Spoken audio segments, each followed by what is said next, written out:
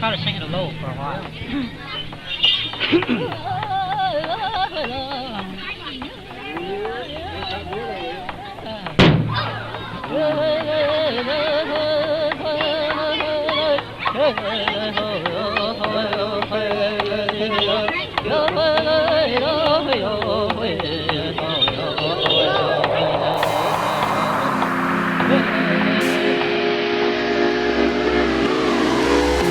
Now tuned in to this week's episode of Tribal Research Specialists, the podcast. A podcast about tribal people, our communities, and discussions on research traditions. We aim to uncover the true meaning of research methodological approaches that are currently operating in tribal life, with implications for tribal communities and avenues for knowledge production.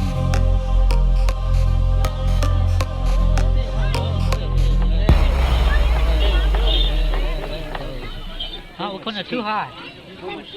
Too high. I can't.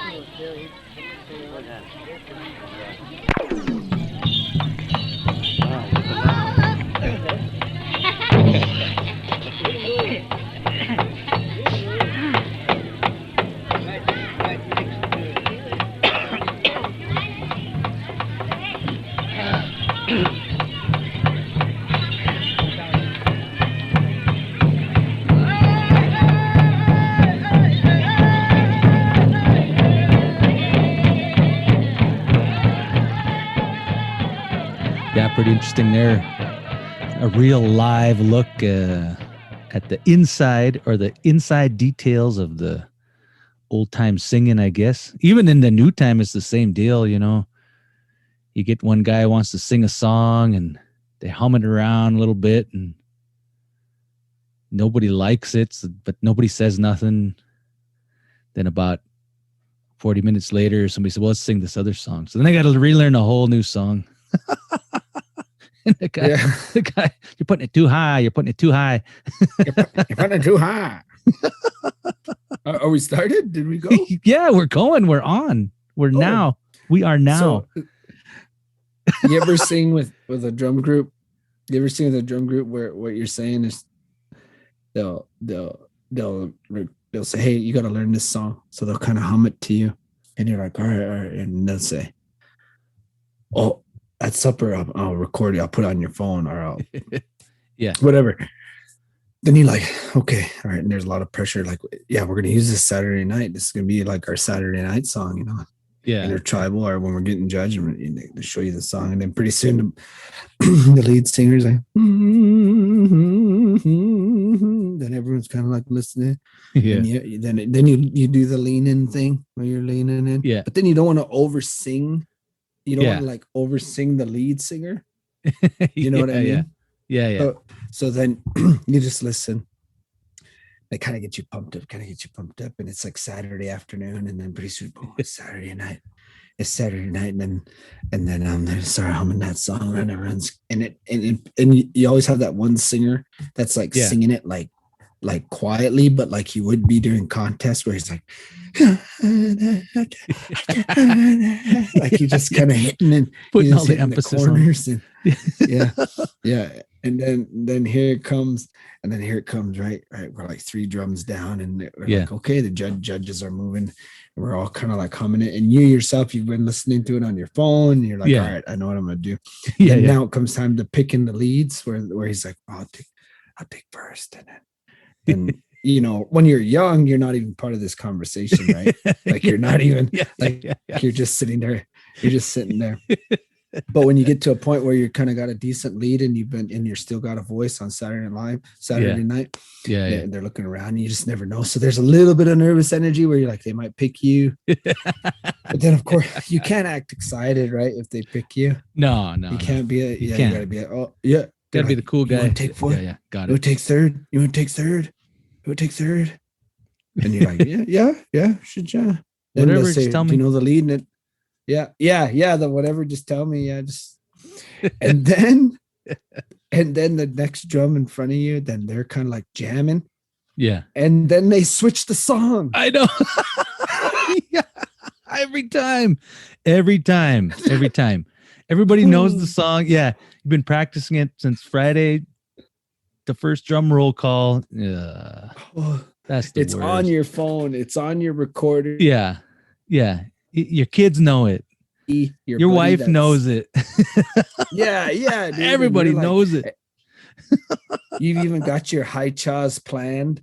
Like, high cha, or hi. Like you kind of know where it drops right there, and that's what I'm coming in with the high cha.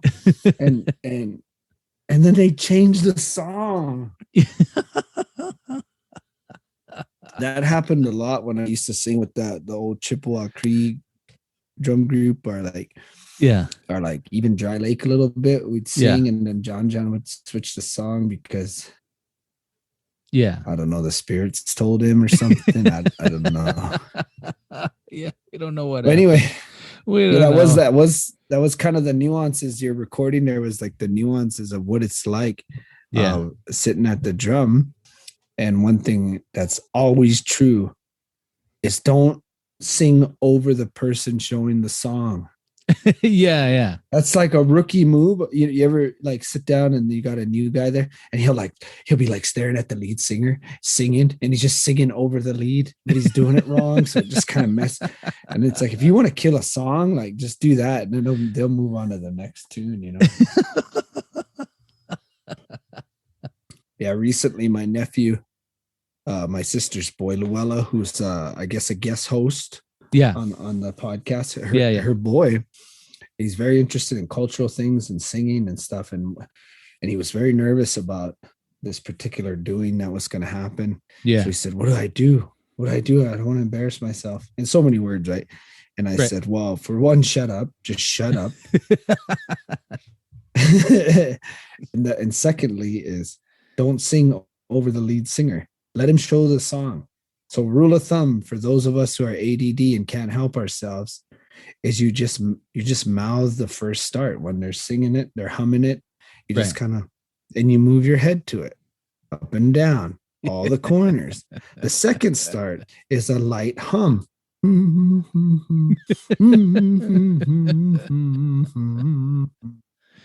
Yeah.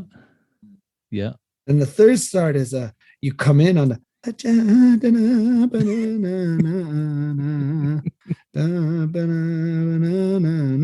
you do the fake downbeats. You hit them fake downbeats. Ghost downbeats. By the fourth go around, you should be able to hum the whole thing. Without making a fool out of yourself. But rookies, what they do is they show the song, and then that guy goes,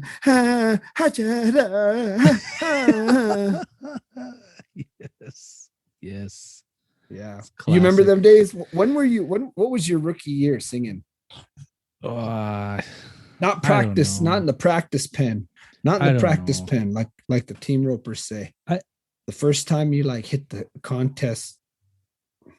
I don't know, you know, it seemed like I just kind of feel like a rookie all the time, you know. I was really into it once for a spell there, you know, like really wanting to hit the trail hard and, you know, get into the contests all the time, but it faded pretty fast, you know. I just didn't like the pressure, you know. I just loved to sing, but I didn't love the pressure of having to perform in that way, you know.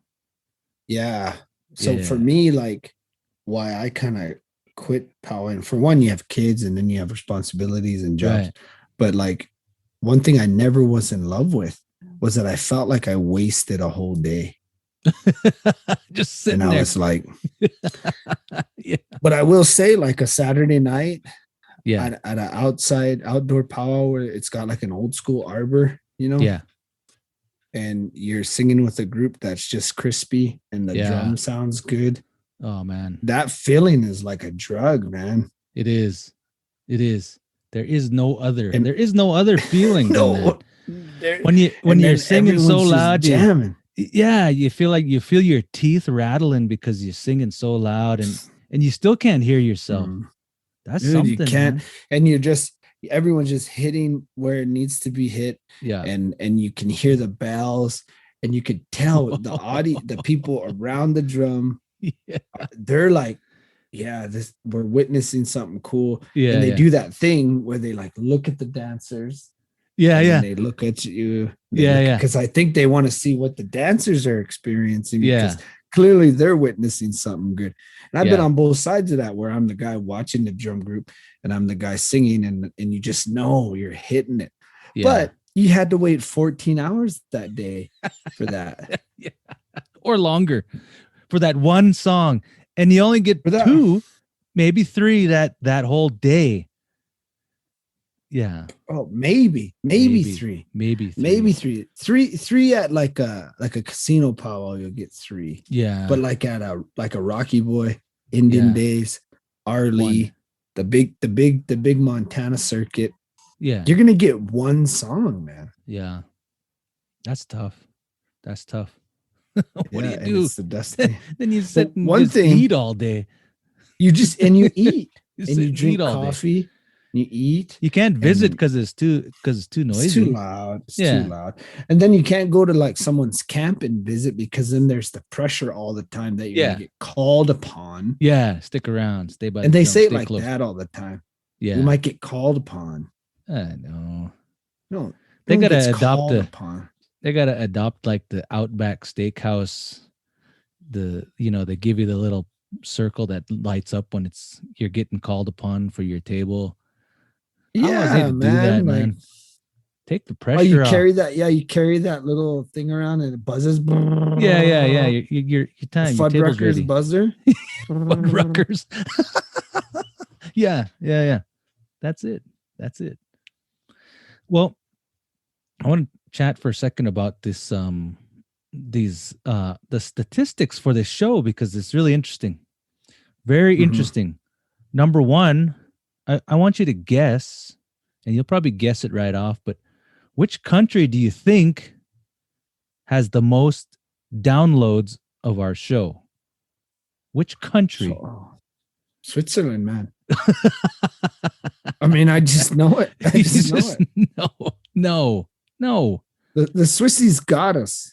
I mean, the Swiss, we have, I don't think we have any downloads from Switzerland. I'm just looking. I don't see any.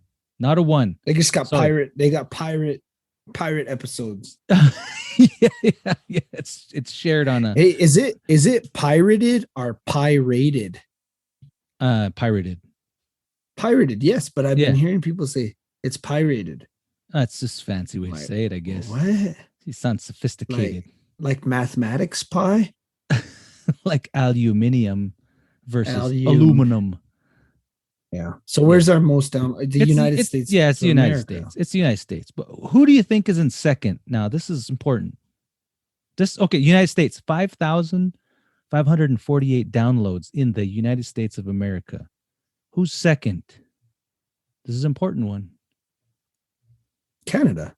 Yeah, of course. Canada, 4%, Yeah. but only 4%.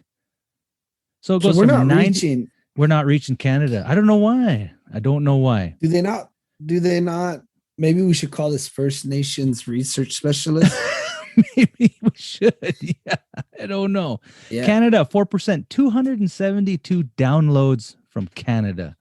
I mean, I'm not going to complain, but they're the close. But Canada's third.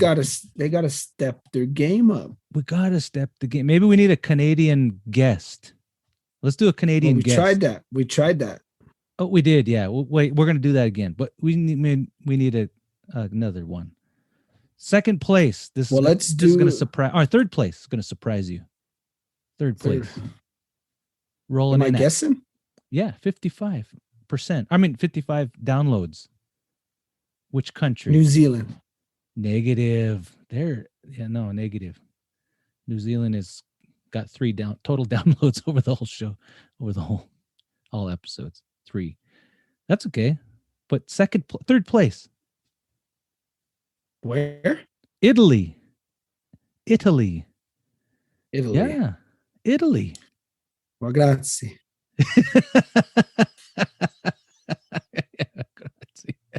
Italy, followed by Indonesia, 30 downloads. France, 26 downloads. Brazil, 17.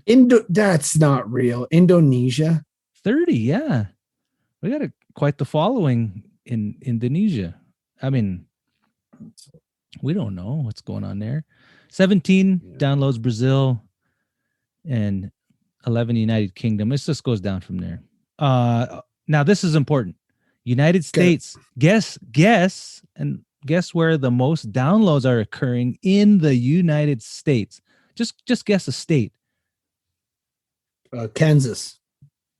Negative. Okay. Kansas is probably on the list, but I don't see it. Kentucky. Negative. We've got the most downloads. Is it in the Bible Belt? Is it in the Bible Belt We're at in the all? West. We're in the West. Okay. In the West. Washington. Negative. Colorado. Centennial. Ooh, A town called Centennial, Colorado.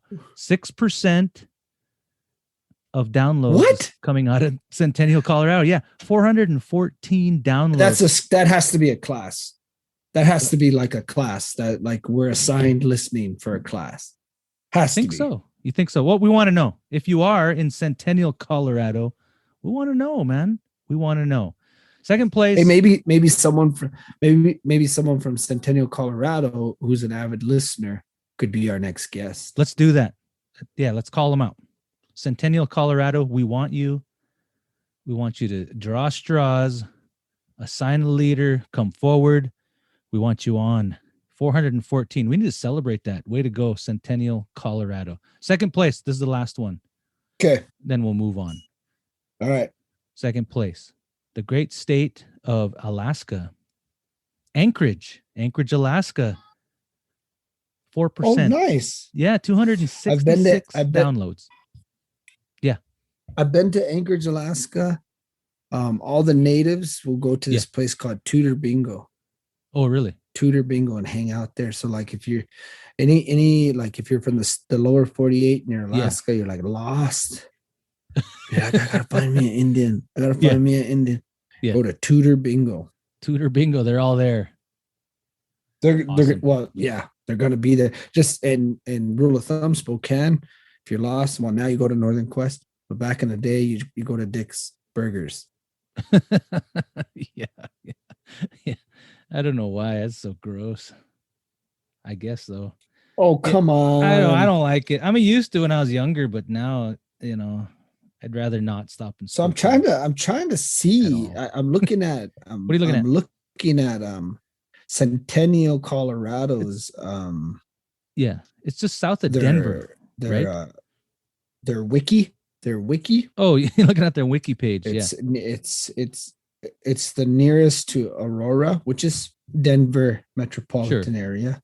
Okay. But no major colleges or universities, but I mean quite a few high schools. Right. So one in fact is called Arapahoe High School. Oh yeah. Yeah. Okay. So maybe is it someone from Arapahoe High School? That's because that seems like pretty random, Yeah. We gotta unravel this mystery. We do. Yeah. So funny story. Yeah. Let's hear it. Arapahoe is a mispronunciation of the Crow word Really? Alapahoe. Alapahoe, which was the Alapahoe, which is the Crow word for Rock Springs, Wyoming, or that area. Oh, really? Near Saratoga and Rock Springs and Green River, and which is supposedly where the Crow met the Arapahoe. Really? So we call them Alapahoe, which means I think it means the place where you pushed something or something like that. Could it be that word was a borrowed word that you guys adopted? Oh no, because you can break it down. You can say this is what it means. Oh, okay. It's a place. The word is a place. Right. Okay. Alapahoe. So then that must mean, I don't know what that means. That's interesting though. I don't know. Yeah, but the Crows were somewhat allied with the government. So the government's going to take its information from the Crows. So they're going to say, well, what do you guys call these people? And say, Crows are allied with the non-Indian people there. So that's the name that's going to be which is Ijiligaja. Ijiligaja, it means Ijiligaja means Elk River. But if you slow it down and say it wrong, Bishila means yellow rock. So if I say Bishili Aja, and Aja means river, Bishili Aja, Yellowstone River. But the Crow word for Yellowstone River is Ijili Aja. Go figure. Go figure. Take that to the bank. Let's see that in Pictionary. Yeah. That's interesting. Anyway, what I was going to say though, is when you're at these powwows and these functions, and they'll reach out, they'll grab an elder, and they'll say, "Could you pray? Could you pray for today's functions?" Right. Right. This is a practice that is a blending, and correct me if I'm wrong. Okay. Of a traditional idea of wish making. You're going to wish good for someone. Sure. But this idea of praying at the beginning of something like this is really adopted from the church. So let's pray for this function. This is kind of a before we begin, let's pray, right? Right. So this is blending. But having said that, in all of these things, in my years of going to different powwows in all of the Northwest and seeing different tribes and the way they do things, I had never, ever one time seen a land acknowledgement. Have you? No, nay, never have. You'll hear people come up and they'll get somebody from another tribe and come up and pray, and they'll acknowledge the people, thanks for, hosting this such and such event, those kind of things. But yeah, you don't see that formally stated in the way that it's stated in these days. Do we need it? Do we need it? No. I don't know, man. I don't know. I like a lot of the suggestions that were made, and I like the conversation about it in the last episode, because it's just it's like anything. If somebody wants to do something in a certain way but they don't really know what to do, then you could I don't know. It just depends on who is the consultant, who do they consult with, and those folks who consulted, are they representative of the community, the larger community, and in the wishes of them?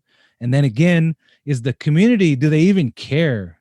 Do they even care to even participate in something like that? That's the issue. That is one of the issues, I think, because like you mentioned, and I ascribe to that belief too, is there's I don't pay a lot of attention to it. It's just it's background noise in a way. I know the intent and I see the intent, but man, we should look around at our own people and say, man, here on the res, there's a town called Dixon, and it's named after Joseph Dixon, I believe is his first name, and he was pretty anti-Indian senator or government agent. I can't remember which one, but we retain that name here on the reservation. We should be making efforts to change that.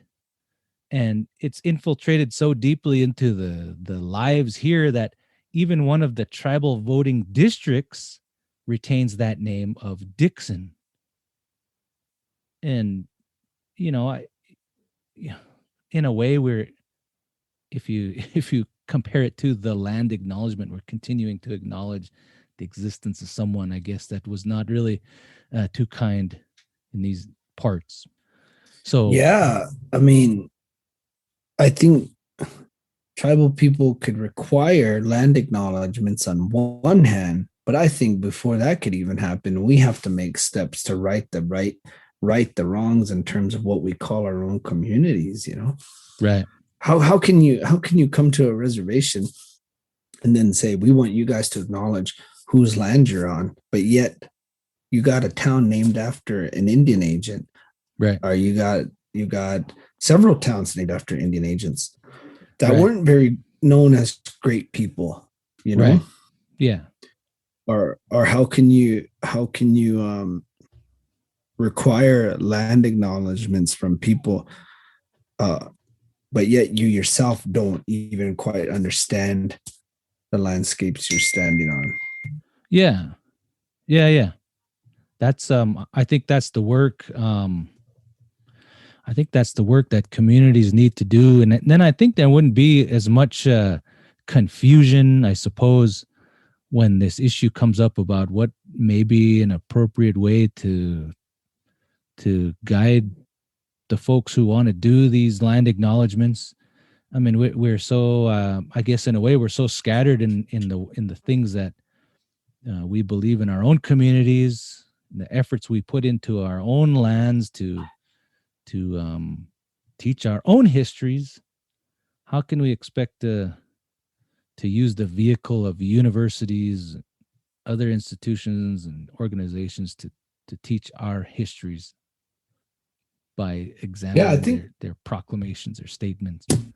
So what do you overall, what's your feeling though on these land acknowledgements? Good, bad? You for them? You against them? I'm not against it.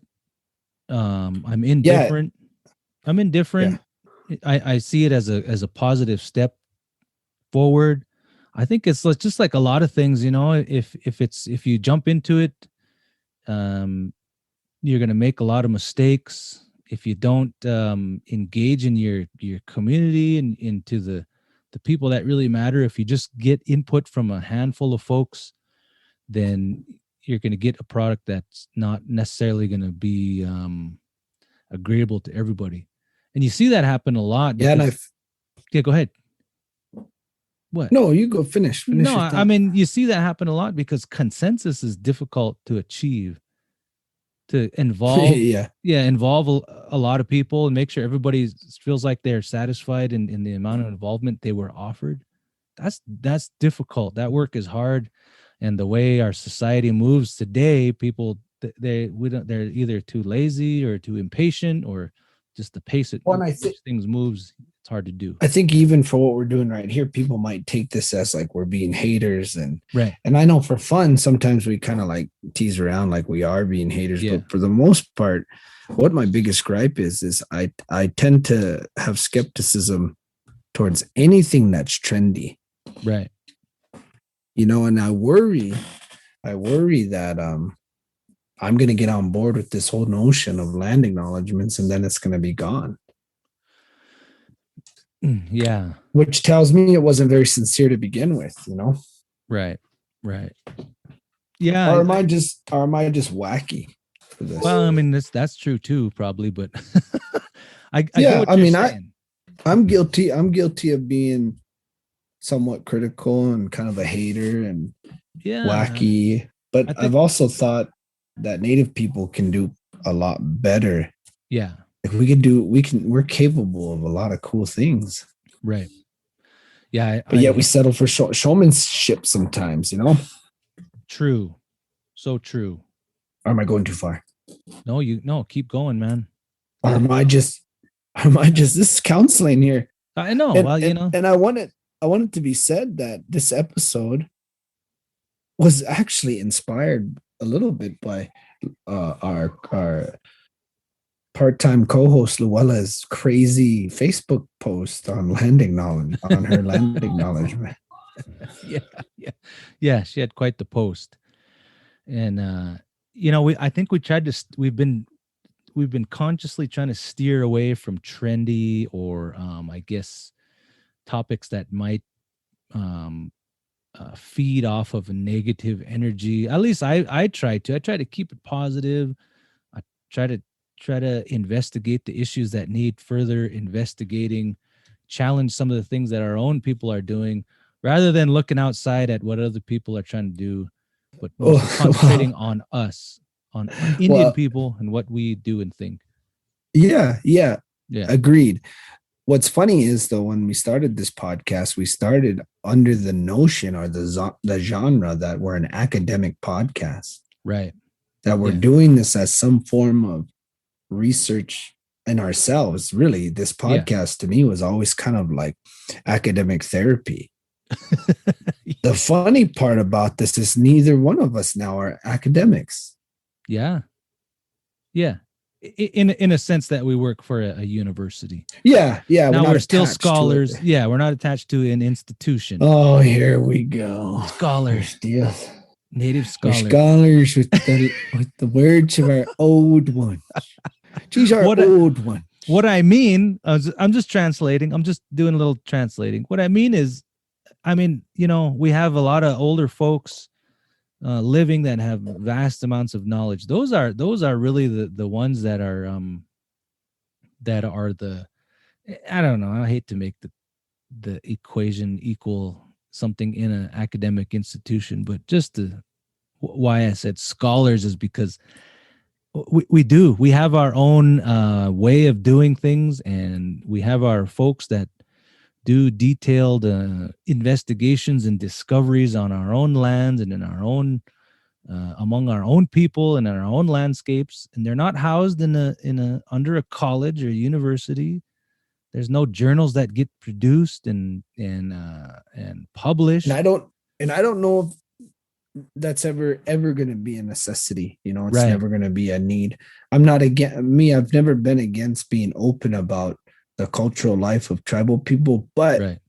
I've always been real critical of who's doing the research and why. Yeah. I agree. So when you see something come out that's published that has anything to do with natives or indigenous folks, I tend to get a little bit critical, I guess. I want to know how representative it is.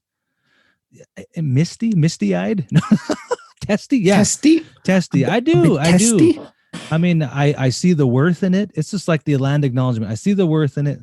We had some native scholar fortunate enough to navigate through this odd educational system, get a credential, and then become successful and publish something. That's notable. That is notable. But I think the system of academics and in institutions is not set up to capture the kind of validation that research requires in Indian communities. Mm-hmm. And I don't know that it's so fragmented now also that even to get a tribal consensus or validation on something is difficult in itself today, whereas it may not have been in the past. I don't know if that's totally true, but it still operates. We still get checked on what we do.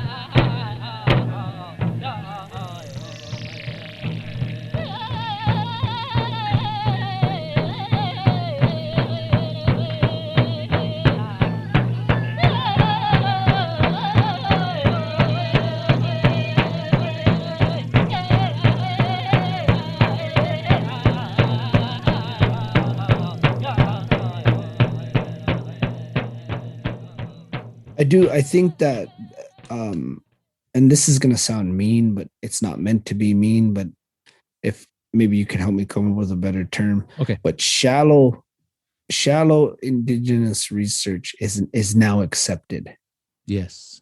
But once we start getting into things that native people want to talk about, insular, like things that are insular, like things that are just for us, not necessarily, we're not doing it for the advancement of ourselves. Right. I think that's a benefit of some of this research, but also it's legitimate curiosity in a topic. Right. That's been met with some resistance in academics. You start getting into now, and then we start creating arbitrary boundaries. Right. Academics starts to create these like, well, you can't do that because of this, or this steps out of this and this. And it's like, well, what? That's all right. Let's see how it turns out. If it turns out to be garbage, well, then we can check that off the list, that method to get to that wasn't good. That's research, man. It is. It is. There's this belief in academics, and I'm guilty of it too, especially early on, was that you had to be right your first go round. Yeah. When really you come to a point where you say, you know what, it's going to be 2, 3, maybe even 4 versions before I actually get what it is that I want to get. And even when I get to that point, I might realize that the entire question I'm asking is wrong. Yeah.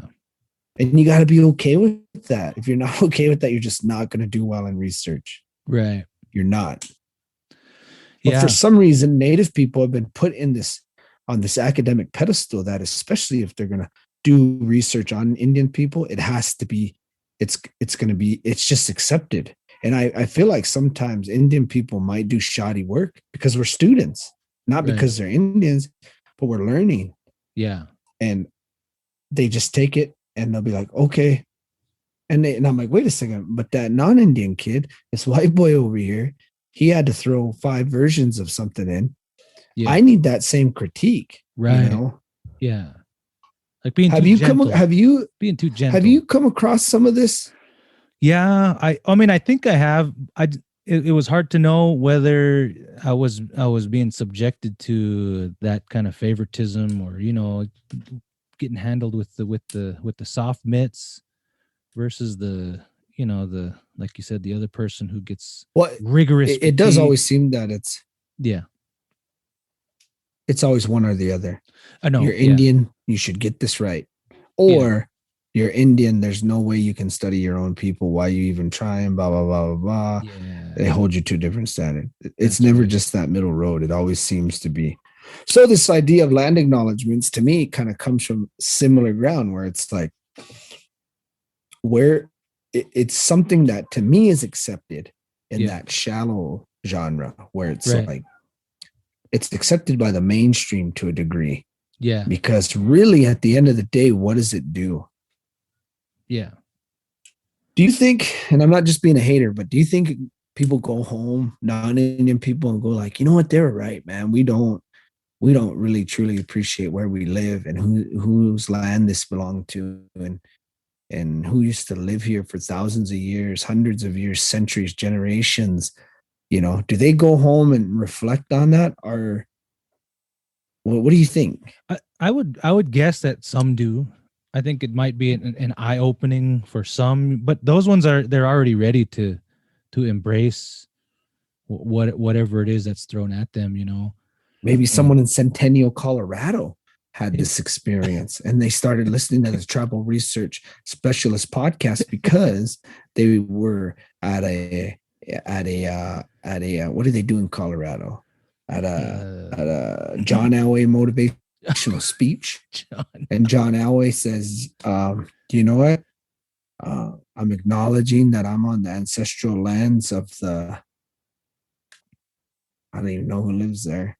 The Utes, probably Utes, Cheyenne, Arapaho, Utes, Southern Cheyenne, the Cheyenne, the Dakotas, yeah. And then John Elway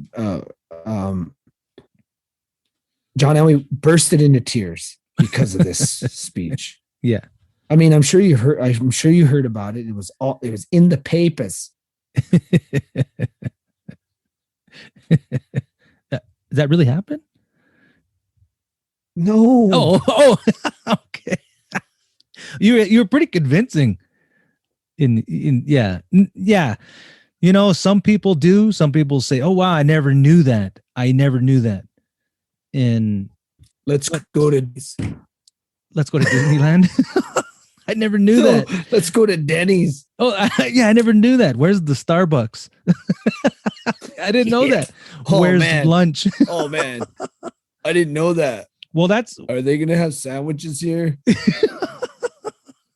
Well, that's why I think some native folks, native scholars have said, well, what's next? There's more. There should be more to this. There should be some action behind it. And I think that's where we started this discussion of these recommendations where, maybe there's a better way. Maybe you don't need to make a proclamation and a statement after everything you say and do, but perhaps you should, in the things you're presenting on and or talking about, you should display some sort of mastery of the history by explaining deeper the things that are around you that say that these people were here without having to say it explicitly, if that makes sense. Yeah, and I think that's just tactfulness. That it is. It's not cheesy. It's a cool approach. It's like, all right, man. Yeah, I like it. Yeah, then it's contextualizing that rather than saying, yeah, these people were here. Now let's talk about virology and cat immunology associated with the pandemic. I don't know, insert anything in there, but to be able to masterfully insert that into your whatever you're trying to do, that seems, I would enjoy that. That would make me listen, I suppose. But that can't be done in every instance. I suppose, but that can't be done in every instance. I'm guessing it would be difficult, but it would seem like a step who up. Knows? I know. Who knows? Yeah, who knows? And that gets me back to what you were saying earlier about it's just like research, academic research. It seems to play on something, and this land acknowledgement deal might be a part of this, but it plays off of problems. It plays off of issues, kind of, negative things, So let's issue why. Let's study why we're having a hard time retaining Native students. Let's study why Native students are coming unprepared for college algebra. Let's study why we have such a high dropout rate of Native students. It's always just something negative. Mm-hmm. And the things that we're interested in is not necessarily that. It's, man, what are the cool things that we can investigate, describe, uncover, that's in our own communities, that gives us strength, if you know what I mean. I mean, how many speeches and research projects are there on language loss, all that stuff? But man, what's working and why is it working? Yeah. For example, let's talk about this idea of language loss. Yeah. How many articles have you read or seen, even headlines, newspaper articles, journal articles, linguistics articles, cultural preservation stuff, programs, foundations, grants for combating this problem of language loss? In fact, they start out with like, this many such and such native languages are lost daily, right? Yeah. And it's this, we've lost this many speakers. We've done this. There's only these two left. There's whatever. When really, there's some pretty neat things happening in language preservation. For example, I took a Crow language class this summer. It was like a 3-day deal. Yeah. In fact, they're doing one this weekend. I don't know. Salisha did one of the weekends, right? Right. Yeah. They're doing one this weekend. But I think like 16 to 25 people signed up for it, which is awesome. It's all people interested in culture and language. Yeah. Misty signed up for a Blackfoot language class just recently, and it meets every Tuesday and Thursday. 500 people signed up for it. Yeah, I heard about it. There was 390 people in the class last night. Wow. That's a lot. That should be celebrated. Yeah. It should be. The research question isn't that, the Blackfeet language class is better than everybody else's. The research question is what's happening in the Blackfoot community. Yeah.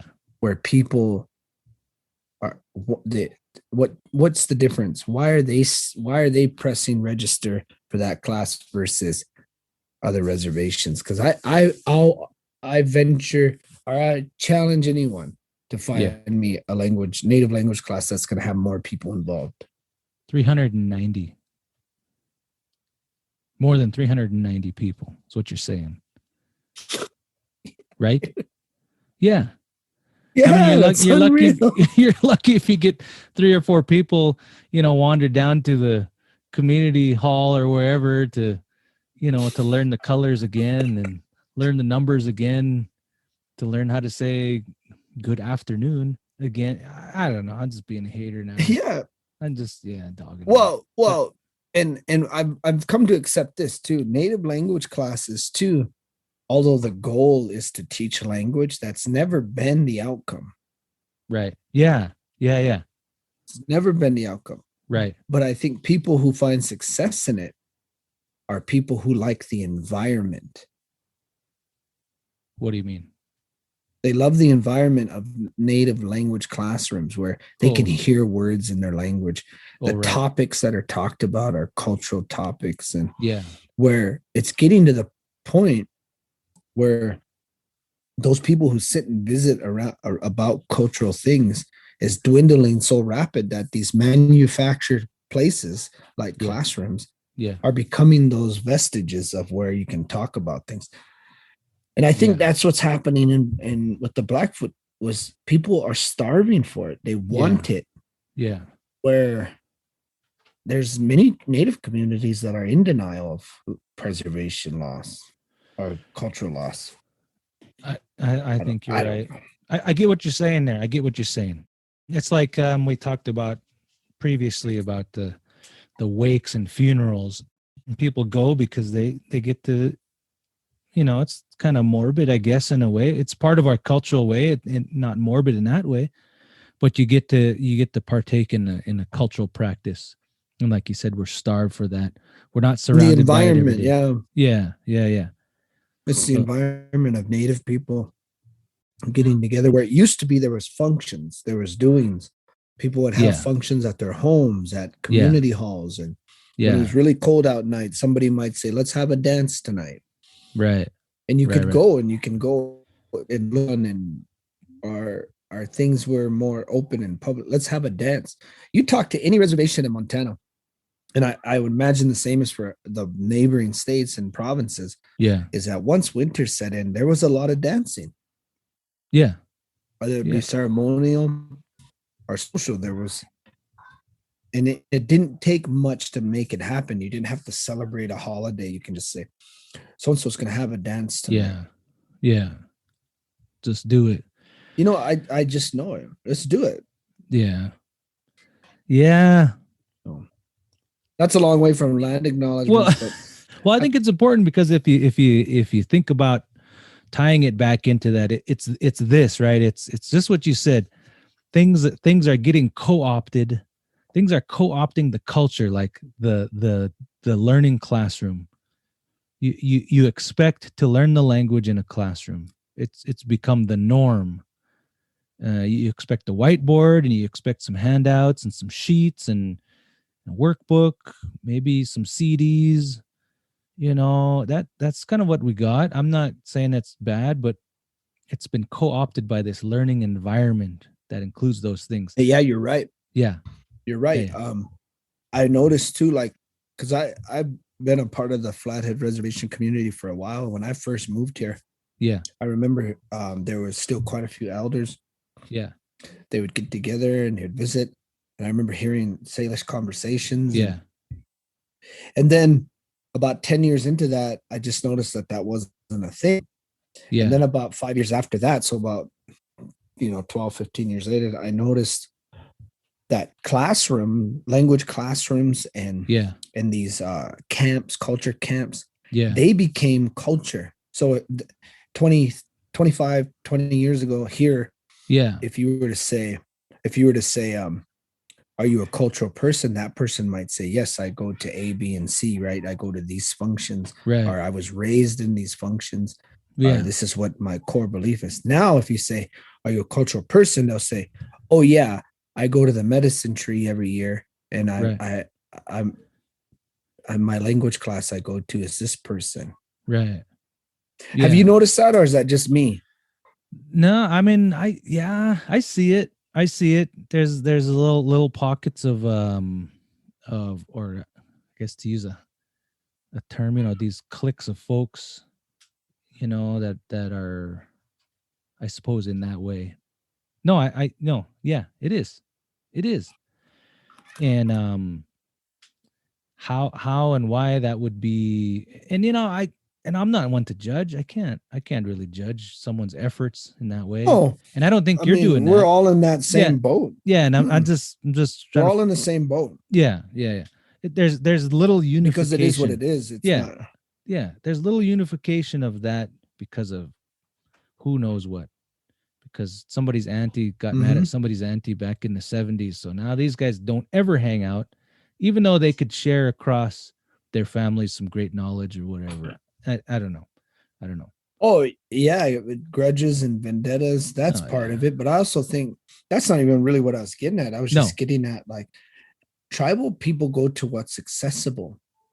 And Okay. and I'm calling out traditional people too, where Yeah. they got so insular Yes. that it scared and pushed people away to where now that group, that core group of traditionalist orthodox people, if you will, Yeah. are seen as the outcast. So now the populace is doing it this other way, the Right. accessible way. Yeah. And I've seen that on a lot of different reservations. Now, it changes when you see young people. People always say, well, it's the old people, our leaders, our elders. Yeah. I don't find that to be true. What I find is when a younger person takes charge, then the old people back that person. Yeah. And where this is real relevant culturally and ceremonially is in Fort Belknap. Right. Terry Brocky, John Stifffarm, and Sean Chandler on the Yeah. Glovon side, and then Tuffy and all them guys on the Yeah. Nakota side. But what I noticed is none of those men are old men, Right. Right. but they're experience a cultural resurgence. Yeah. Yeah. So yeah. now when you talk to people, they're gonna say, well, what do you participate in? They say some real stuff, man. Right. Yeah. It's not hokey, it's not cheesy, It's it's not, Yeah. they say real things, and It's not and something that's you like put more on a power flyer to and them. advertise. It's just part of it's part of the No, daily life. it- It's part of the daily life. Yeah. it's awesome, man. It's awesome to see, and I see that It in is. Browning. I see Yeah. that in other reservations, and I don't know, Yeah. man. Now we're kind of going. I know. I keep going off schedule. Well, we don't have a schedule. This reminded me of a gentleman I met on one of my trips to down to New Zealand. His name is Kevin Lewis. I'm gonna phone him up and see if he wants to come on this show, because he started a camp, or he's part of a camp. I'm not sure which. We can clarify, but they try to break that mold of the classroom as a place to learn the language, and so they get involved in doing their traditional activities when they're appropriate, and I think they use that as a platform to learn the language. So they're always outdoors doing something. I see them posting on Facebook quite often, making bows, doing hunting things, those kind of stuff, the real authentic stuff that that people, that we need to pair with the language to make it useful. Otherwise, we're going to learn how to say desk, whiteboard, computer, jump drive, all the things that are associated with the environment in which the language is being taught. And I think the land acknowledgement seems to, in a way, fit in with that, because that part of our cultural way of like you said right in the beginning, when you say a prayer, a wish, or a luck, even though you mentioned it might be part of a different cultural way, we there was traditional ways of acknowledging each other in a traditional way. When we met, there was a way, it was a ceremonial way, whether you call it ceremonial or not. There was a process to introduce each other and to make peace in a way. And that, in a way, has been co-opted by the land acknowledgement, where you even hear the word land acknowledgement ceremony. We're going to do a land acknowledgement ceremony. What is that? I don't know what that is. So I see it in the same vein as the classroom kind of be in the de facto environment of language learning. Now this idea of acknowledging each other when we meet, the land acknowledgement is becoming the de facto way of doing that. Yeah. So what? You triggered me. I got triggered.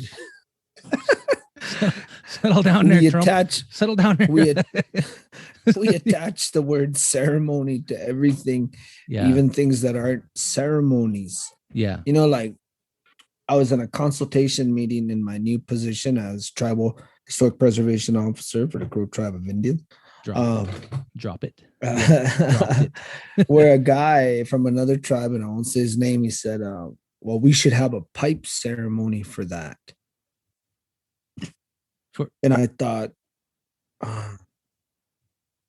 for like a groundbreaking. Oh, okay. Yeah. They're going to do like a groundbreaking on the structure. Oh, okay. And in my mind, I'm thinking like, man, their tribe must have a ceremony for groundbreaking. Right. It must be equated to something you're thinking. Maybe 2,000 years ago. 2,000 years ago, my ancestor left dog ear is his name. He fasted way up there at the oxbow. He fasted in the oxbow. And those spirits, they came to him. Gave him those ways. They said, when you are going to build a new structure, you do this. You take a gold shovel, You take that gold shovel and you break the ground. But before you break the ground, you take your pipe and you point your pipe where you're gonna break the ground. You take your pipe and you point at it and you say to the ground, you say, today we're gonna have a new bingo hall. From this point on, we're gonna have this is gonna be a new gas station. A Lucky Leo's in the gas station, so it's twofold. But you say all this to the ground, to earth. You have to say that. That's that ceremonial way. Then you offer your pipe. You point your pipe at whoever is funding this project. So it could be. So this is just the way we have for groundbreaking ceremony. And we smudge that we take that sacred sweet sage and we smudge the gold shovel. You have, in the way I was taught is you take facing east, you take that shovel, you do 1 and a 2 and a 3 and a 4. Then you flip it like a burger, And then you do the other side.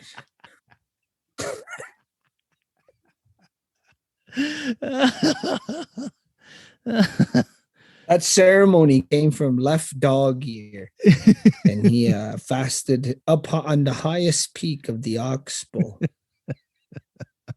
People are gonna think this is real. Yeah. You need a puppet. You got to get a puppet. Yeah, but we don't do video. We don't do video. So, well, if we get enough patrons, we will. One show a month. Yeah, my accent there was like a blending of like a couple different tribal accents, but then it kind of just molded into like a Canadian kind of a thing. But it did, yeah. I'm not attacking any one tribe. Well, I know, yeah. That's good that you varied it up, so you can't be targeted. Well, yeah. That's something else. That's something else. It is something else. I can believe it. And then on the other hand, the argument is, well, we're trying, but how hard are we trying? Yeah, and this is a thing for me. Okay. When people say, well, we're trying, we're trying. We're trying. Yeah. I think, man, how do you address this without sounding mean or? Well, just sound mean, then I'll polish it for you. Sound mean, and then So we'll do you good want cop, me to bad look cop. bad, then you're gonna look good. No. Good cop, bad cop. Let's do the good cop, bad cop. Okay, you're bad Okay, cop. all I'm right. good cop. I'm Go. bad cop. Bad cop. Bad cop. Go. You can do it. Okay, bad cop. Rough them Bad up. cop. You know what I'm sick and tired of? You know what I'm sick and tired of? What? I'm sick and tired of this not mowing your lawns. That's not That no, that was not it. Just say what's on your mind No, I in a don't know what bad I'm cop doing. way. You know, people say they work hard and they try hard. We tried really hard. Don't buy it. Don't buy it. Yeah. I know for a fact when Yeah. someone's trying hard, you can tell when there's effort put into things. Yeah. And I know for a fact when I've done something and someone says, man, Aaron, you worked really hard at that. Yeah. And deep down, I know like I really didn't work that hard at it. I didn't. Yeah. And sometimes things just flow right for you. Right. I'm not saying that's not good or bad, but let's just quit saying we worked hard at something that we didn't work hard on. For example, okay, I've heard people say this about us. Okay. Oh, I love the work you guys doing it with the podcast. You guys are working hard. No, we're not. Yeah, I mean, we're just saying we're just letting it come out. This is fun. Yeah, it is. Yeah, this is fun. We cite nothing. We cite nothing.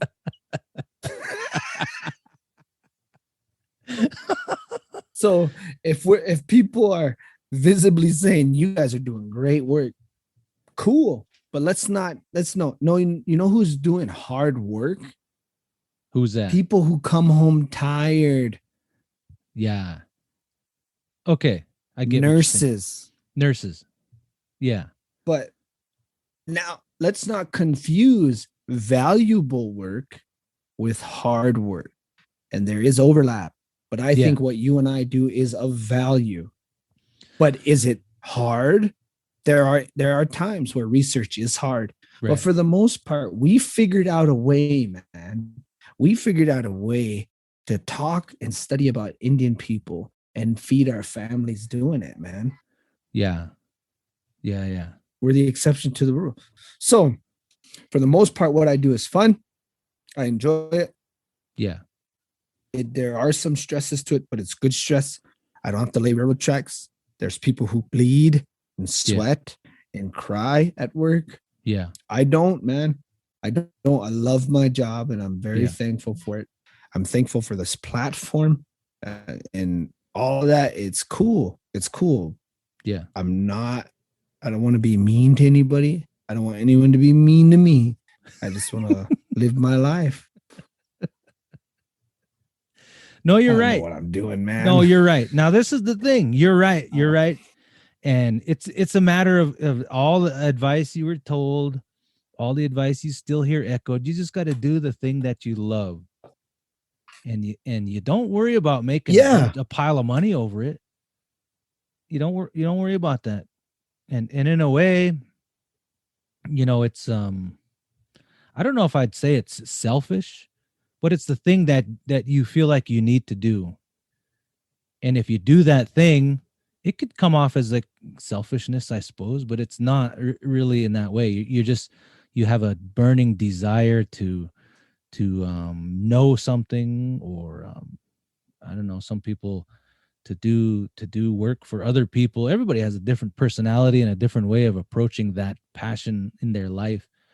And this just happens to be that I suppose we get to do this little podcast. We don't make no money off of it. We're definitely not making money. And that was not the intent. That's not. It was never the intent. Yeah. It was just to find a platform to talk about cool. Because there was nothing out there there's nothing out there that talks about this stuff.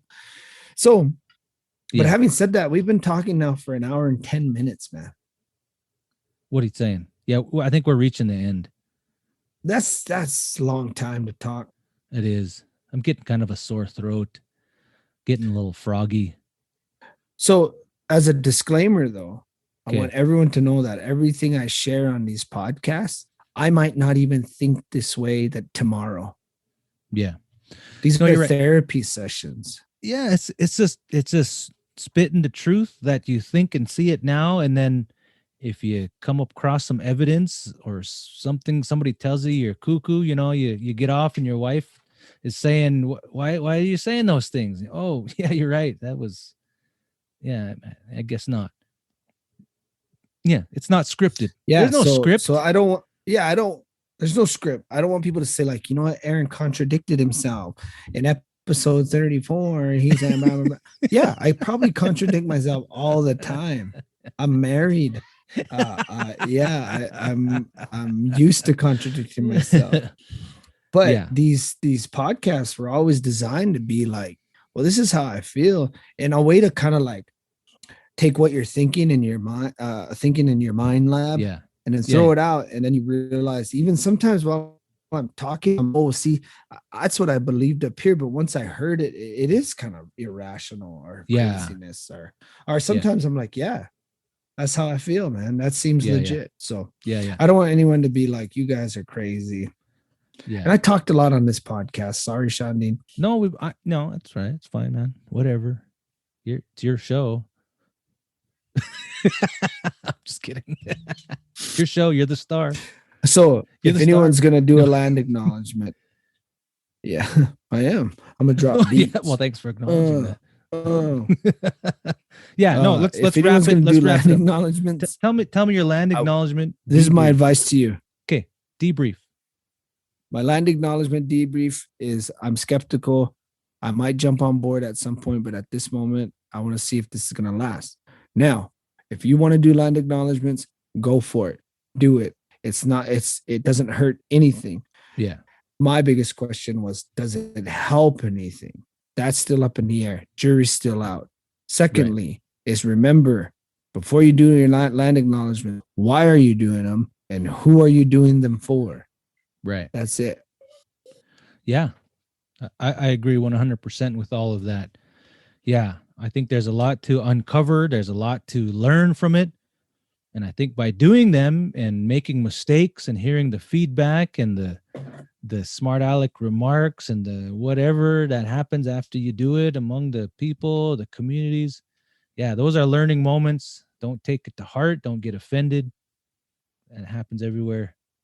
Find a way forward. Yeah, I agree. And I think we're good, man. You good? We're good. Thanks for listening. I Yeah. feel good, man. I feel good. Good. I'm good. Yeah. I'm good. And you know what I want to say to people who are listening, if take time to give us some feedback on whatever platform you're listening to. Give us a rating, give us a little comment.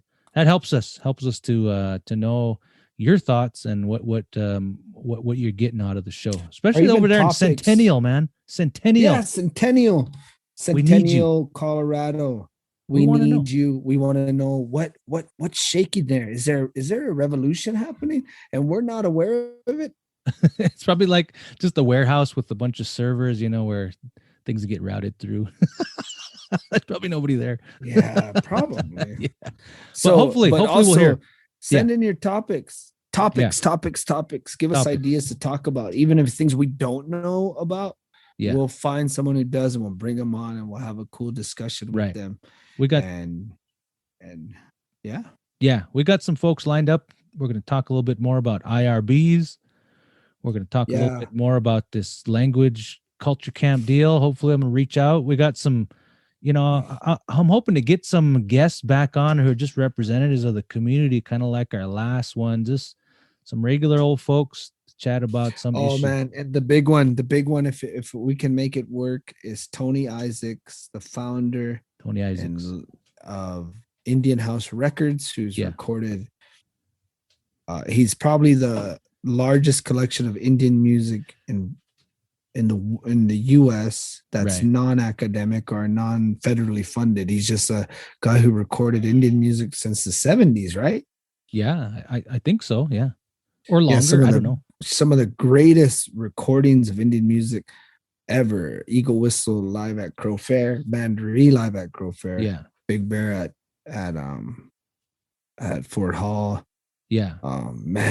Badlands, Sixiga Ramblers, Old Agency. The classics. The classics, man, the standards. So if we can get him on here, which I have reached out to him, he wanted to listen to our podcast a little bit before he made an agreement to it. So hopefully soon we'll be talking to Tony Isaacs, the legend, the myth, the man. Right on. Roll out. We're out. Done. Peace. All right. Thank you for joining us on this episode. And if you want to learn more about what we're up to, go ahead and search Tribal Research Specialists in Twitter, Facebook, or YouTube, and check out our other sites. And if you want to contribute to the show, go ahead and look us up on Patreon. We would appreciate your donation.